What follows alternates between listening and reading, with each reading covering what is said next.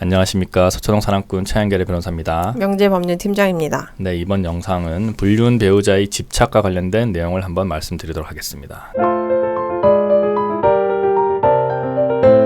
네, 팀장님 사례 설명 주시죠. 네, 사건 설명 드리겠습니다.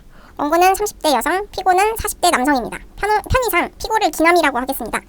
원고와 기남은 같은 회사 동료입니다. 원고와 기남은 같은 프로젝트를 맡게 됐고 그로 인해 같이 보내는 시간도 많았습니다. 서로 취미도 같아 공유하는 정보도 많았고 이야기도 잘 통하여 금세 친해졌습니다.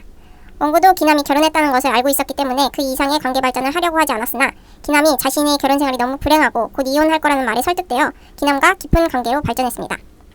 그러다 기남의 와이프가 기남과 원고의 관계를 알게 되었고 당시에 원고와 기남이 와이프에게 용서를 구하고 싹싹 빌고 각서를 쓰면서 사건이 무마되었습니다. 그 사건 이후 원고와 기남은 헤어졌고 원고는 기남의 연락을 모두 차단했습니다. 하지만 기남은 이를 받아들일 수 없었습니다. 기남은 회사 전화로 전화를 걸고 술에 취하면 카톡으로 메시지를 남겨놓고 차단을 하면 다른 핸드폰으로 전화를 걸었습니다. 심지어 집 앞까지 찾아왔습니다. 하지만 원고는 기남을 만나지 않았습니다.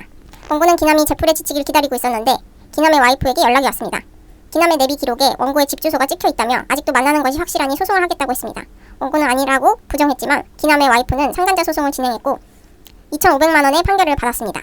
원고는 판결금을 기남의 와이프에게 모두 지급했고 이에 따라 기남에게 구상권을 청구하였습니다. 네, 이게 조금 억울했던 사건인데 기남이 이렇게 집착을 해가지고 피고에게 연락을 하고 뭐 피고 집 앞에 찾아가고 하면은 나는 진짜 아니다. 나는 저 사람을 안 만났다라고 하더라도 그거에 대한 증거가 없으면 재판부는 너네 지금도 만나는구나 이렇게 보더라고요. 그래서 만약에 원고 소송을 할 때 여러분들 이제 그냥 자동차 같은 데다가 피고 주소지 막 쳐가지고 좀 이렇게 쭈루루 지금도 만나고 있다 이렇게 좀 증거를 조작하셔도 재판부를 속일 수 있지 않을까. 반대로 생각하면 그런데. 네. 그래서 좀 너무 억울했습니다. 그래서 원고 배우자를 이제 소송 과정에서 이제 증인으로 한번 불러보자라고 했는데 뭐 받아들여지지도 않았고요. 왜냐하면 원고 배우자는 그 민사소송법상의 가족관계, 친족관계에 있었던 자이기 때문에 증언을 거부할 수가 있어요. 그게 민사소송법 314조인가 그런데 그리고 또 나에게 치욕이 되는 사건은 거절할 수가 있습니다. 이거 나에게 치욕이 되는 사건이잖아요. 나도 바람 폈다는 거잖아요. 그러니까 거절할 거다라고 해서 이제 재판부가 지레짐작을 해가지고 이제 뭐 증인 신청 안 받아줬고요. 그리고 무엇보다 이 이제 원고 배우자 기남이 또 외국에 가 있었을 겁니다. 그때. 그래서 아예 증인 신청이 받아들여지지 않고 그냥 판결이 지금도 만나는구나라고 해서 2,500만 원이 나왔고 소송 비용까지 더해가지고 2,600만 원이 좀 억울하게 나왔습니다. 그래서 제가 구상금을 청구를 해드렸죠. 그래서 절반인 1,300만 원을 청구했었고요.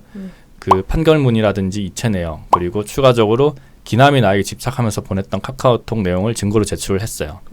근데 이때 저희가 조금 실수 아닌 실수를 했던 게 좀 그냥 한 2,600만 원 구상금을 2,600만 원 한번 청구해보는 것도 좋았을 것 같은데 그 이제 의뢰인들이 소송 비용에 대한 걱정을 좀 하셔가지고 만약에 2,600만 원에서 지면은 소송 비용을 원고 내가 구상금을 청구했던 원고가 부담하는 거 아니냐 이런 식으로 또 말씀을 하셔가지고 흔히들 인정이 됐던 절반만 청구를 했었는데 이런 사건 같은 경우는 한 2,600만 원은 아니지만 한 2,000만 원 정도 청구해도 되는 사건이 아닌가라고 생각을 해봅니다. 지금 생각해 보면은 왜냐하면 기남이 나에게 집착을 하면서 계속적으로 막 이렇게 문자도 보내고 그 다음에 어쨌든 판결문은 지금도 나랑 만난다라는 것이 인정이 된 건데 알고 봤더니 그게 아니라 기남이 일방적으로 날 찾아왔던 거 아니냐 이런 걸 좀 계속 좀 입증하면서 주장을 하면은 한 구상금으로 한 2,000만 원도 나오지 않았을까라는 생각이 드는 사건이고요.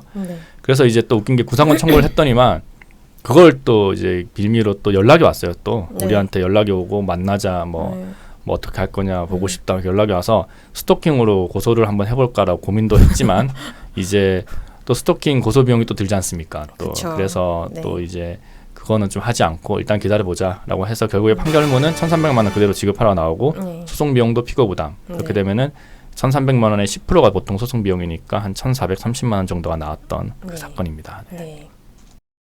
구독, 좋아요, 알림 설정.